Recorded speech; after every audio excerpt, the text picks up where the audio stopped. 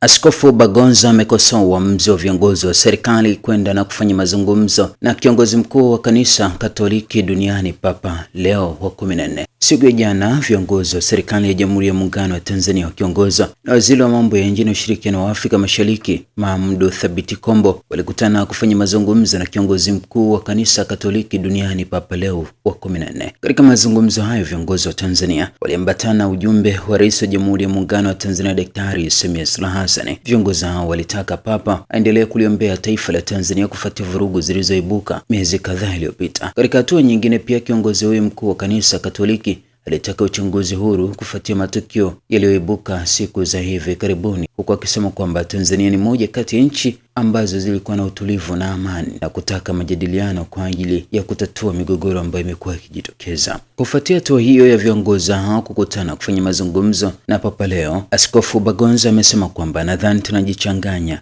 au ni mimi najichanganya. Safari ya Vatican, tungepatana nyumbani kwanza na wawakilishi wa Papa kabla ya kwenda kwa Papa.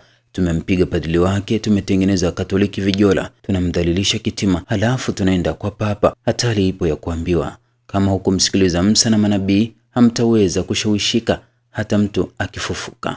Luka 16:31. Patana mshtaki wako kabla ya kwenda kwa kadhi. Tumezoea kuzizodoa nchi za Ulaya kuna mabeberu. Vatican ipo Ulaya.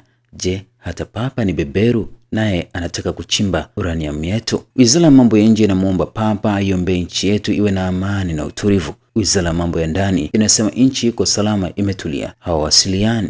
Nani msemaji wa nchi? Wazee wa chama wanataka maridhiano. Bunge linasema nchi iko sawa. Tume iko kazini kuchunguza nani mkweli. Je, kuna ukweli tusiojua hadi tumlike kwa tochi ya tume? Je, tunataka maridhiano kabla ya ukweli? Wapo wanaosema Chadema imekufa, lakini wanaisema kila siku huu ni marehemu mwenye nguvu. Makada ya CCM wanasema CCM tunatamba nayo. Ukiangalia unaiona ni mfungwa asiye na pingu. Nani zaidi kati ya marehemu anaishi na aliye hai lakini amekufa? Yaliyotokea Oktoba 29. Siku hii inatusumbua mpaka tunaenda Vatican bado kwenda Meka. Kama waliokufa hawajulikani, waliouawa wanajijua, dunia inajua makundi yote mawili. Hekima ya Wajaluo inasema kuchelewa kwenda kujisaidia hakuzuii njaa kuuma. Tukubali tuliua, walikufa, tuombe radhi, tuwajibishane na hakusonga mbele. Tundu Lissu, waliompiga risasi hawajakamatwa, lakini walioiba michango yake wamekamatwa. Yeye yuko rumande. Mahakama imeenda likizo na haki yake iko likizo.